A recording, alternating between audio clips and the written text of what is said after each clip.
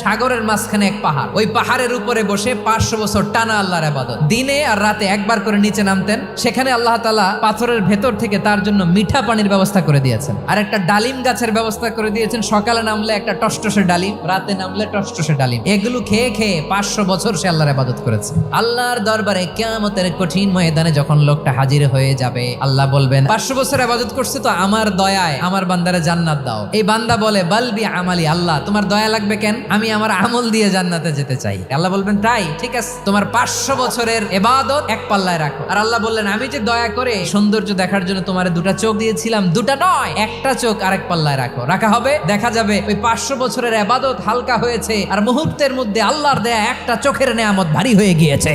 ফলাফল দেখো, হিসাব বলে তুমি এখন জাহান্নামে যাবা, যাও এবার জাহান্নামে যাও। এবার লোকটা কাচুমাচু করে বলে আল্লাহ এবার আমি বুঝতে পেরেছি তোমার দয়া ছাড়া দুনিয়ায় কেউ জান্নাতে যেতে পারবে না।